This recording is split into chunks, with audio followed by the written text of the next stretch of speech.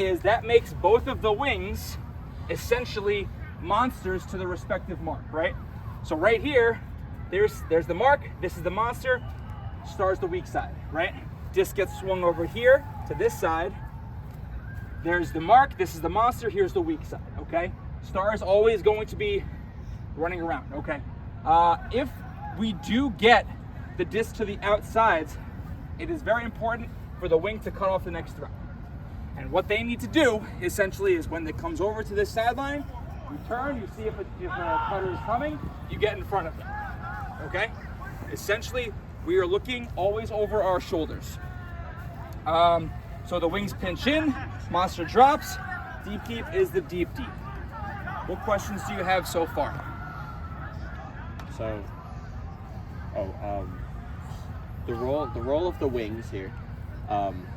If a brake does go off, let's say this mark gets broken around here. This person gets the disc. Yep. This wing needs to be here. Okay, correct. Right? Stop the first thing, contain it back to the middle of the field. Gotcha. Right? We don't want them to work the sideline. Yep. So the marks are switching? There's 2 marks and Yes. switch off? So it's not always switching, but basically what you're gonna do is split the field right And down then the you middle, wanna force and then anything on center. this side is that mark, anything on this side is this mark. So on this side, you're forcing, like if you're going this way, you're forcing from... So if right here, we are forcing a righty flick or a lefty backhand. And then there you're Over here, it's forcing a lefty. righty backhand or lefty flick. Okay, yeah. And let's say the disc does go here. Yep. If I'm the mark here, am I here? Am I straight up? Yeah, So if it's I on would, the I would, sideline. depending on how close it is to the sideline, you still want to force middle, but you really don't want to give it that sideline. Okay. So when it gets to the sideline, yeah, let's keep it like a 30-degree mark. Let's make it not straight up, because then you give the option for a wide step out huck. But if Darsh was on the sideline, I'm marking him. I'm going to want to like at least be giving him that back and middle of the field. I do not want to be guarding the sideline, because that's taking away nothing. And if I'm straight up and Darsh wants to pivot out, he might get that. So to stop that, we're just going to take a step over, be here, no sideline, force it back to the middle, all right? If we're gonna go to the other sideline, same thing, Darsh step over here, perfect, that's the sideline. We are going to do the same thing. We're going to be basically not quite straight up, but maybe like 30 degrees. Definitely not back to the sideline, but more straight up, really forcing it to the middle of the field, right? Once it gets to the middle of the field, that's where we want to keep it. Okay. So the short deep, this one is the second star, essentially. So whatever cut that the front of the diamond takes, they're going to take the other one. All right? So it's not necessarily, like when you think diamond, this is the, where am I going? When you think diamond, this is the initial shape, right? That's your diamond. Right? We don't want to necessarily keep in this. A lot of times, they're going to be on the same place, right? They're going to be at the same depth, but the star will always be stepping forward. Hey guys, any side conversation, just back up a little bit. Thank you. I have one more question, and so let's say it comes in off of a brick. How do the two that are in the handler space decide who's taking? Communicate. Okay. Talk. And we're not taking one force preferentially at all. Whatever is preferred by the marks or agreed upon by the rest of the team. Just from our experience when we ran this last year, the two people chasing, they'd always be talking to each other, so it's like your mark, my mark. Like they're always on the same page. And when we ran this in Buffalo, the call was not fire, it was ice. Ice is your mark.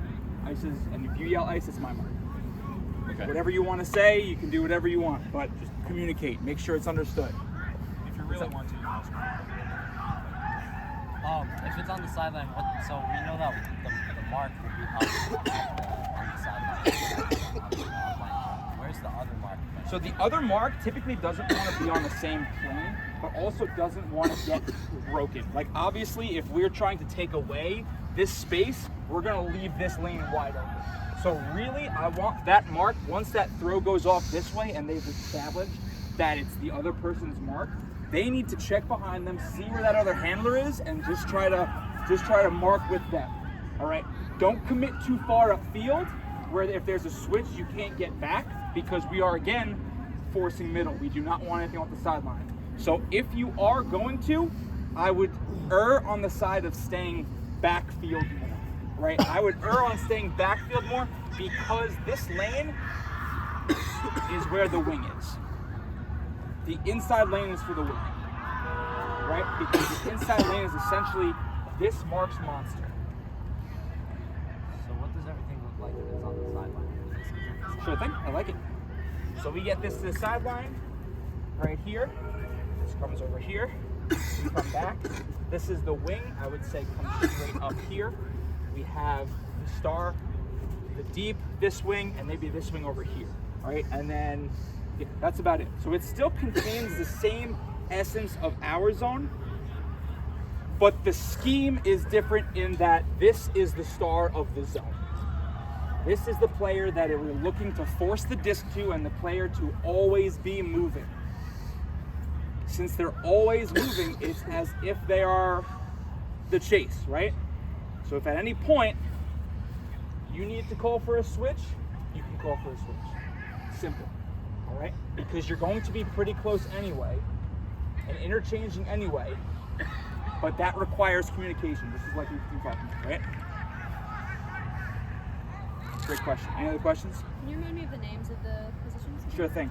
We have the marks. Marks are here. You have the star, which is essentially just the monster of the cup backing up a little bit. Wings. You have Short the deep. back of the diamond, or short deep, Let's call it short deep. and the deep. Okay. Cups. So, like Carl said before, like say the disc gets on the brake side, breaks the other way, and you said the wing steps up. Would the mark fill in for the wing and have the wing drop, or would they do? What would the mark do in that situation? Where? What do you mean? I'm not sure if I understand. So where? Oh, the disc used to be this way here, Okay. and then that guy steps up. So it gets swung around. Yeah. So then at this point, we've already basically been broken. Let's get the wing to clutter as much as possible up here. The wing should never be marking, So he right? doesn't We step have an up. issue where our wings like to mark. The wing should never be marking. I'm gonna say that one more time. The wing should never be marking. So it's Okay. kind of like the same concept of like the strike cutoff thing you told me about. Yes, like, exactly. So they you cut wanna it off you wanna and- just run over, clutter that space. Don't make any contact, Okay. but get over. Stop this. Trust that once you cross here, you've got the star coming right behind you, right? So you don't want to stop here just because they may have faked to this throw. You want to kind of guard and then continue to the far side. Let the star fill in. This is what we mean when we talk the Cubs moving as a unit. You need to move as a unit. You need to move past where the person behind you is supposed to be filling in. And then the same thing, once we catch up, we can set that mark, bring it back to the middle, be a little bit more over here, and then the wing can fill there.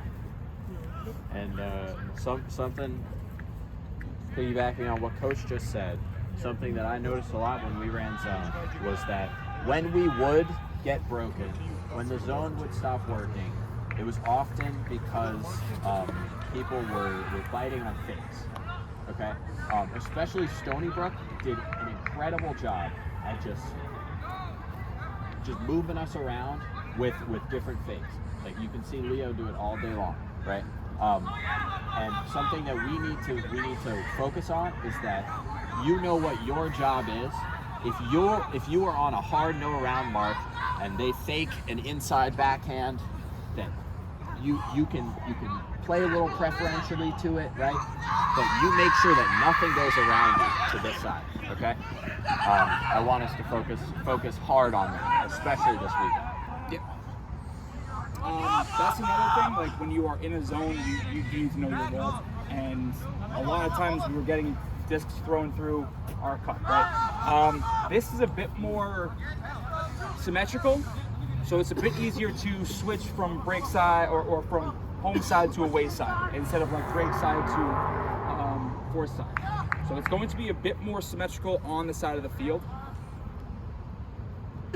What are the questions we have? question. How do you break the zone? Like, what's the first look of that? So the first look is we want to, if we're trying to force middle, where do we want the disc to be on offense? Sideline. We want to work the sideline, right? So we want to get it as wide as possible. So one thing that we could look at is potentially like a dump look here to a swing outside. But obviously if the disc goes back, we should be containing both here and here and let the star fill in, correct? That's the first move we do defensively.